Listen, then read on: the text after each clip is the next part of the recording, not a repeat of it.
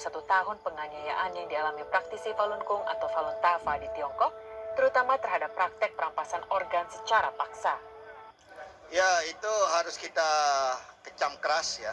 Itu jelas-jelas di luar dari naluri kemanusiaan. Ya, sebagai manusia seharusnya tidak melakukan hal-hal seperti itu.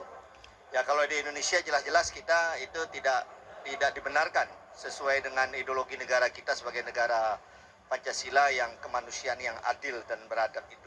Petisi dukungan yang melibatkan 30 negara ini dianggap sebagai suatu hal mendasar yang patut dilakukan dalam mendukung kemanusiaan tanpa melihat agama, suku, maupun ras. Setiap manusia memiliki hak hidup, sehingga penyiksaan itu adalah mengarah kepada penghilangan nilai-nilai kemanusiaan. Dalam hal ini adalah melanggar Declaration of Human Rights. Para praktisi Falun Gong menggalang petisi ini selama bulan Juli di Jakarta dan sejumlah kota.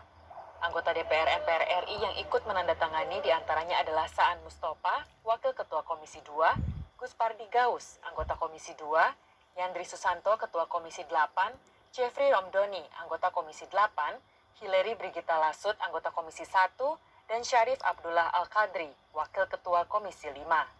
Salah seorang anggota Komisi 2 yang memberikan tanda tangan dukungannya, Dr. Andes Gus Pardi Gaus, juga menyatakan bahwa perlu diadakan investigasi terkait perihal perampasan organ di Tiongkok.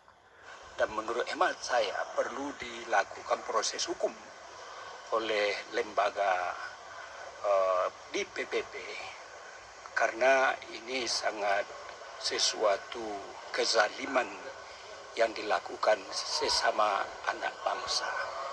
Oleh karena itu perlu ada upaya yang dilakukan oleh penegak hukum internasional untuk melakukan investigasi supaya jelas kondisi betapa kekejaman yang dilakukan oleh mereka-mereka tersebut. Bulan lalu, anggota DPR MPR RI Weni Haryanto pernah melakukan interupsi dalam sidang paripurna DPR RI pada 18 Juni 2020. Anggota fraksi Partai Golkar ini dengan gagah berani meminta Parlemen Indonesia agar bersikap atas genosida dan penganiayaan yang dialami praktisi Falun Gong di Tiongkok.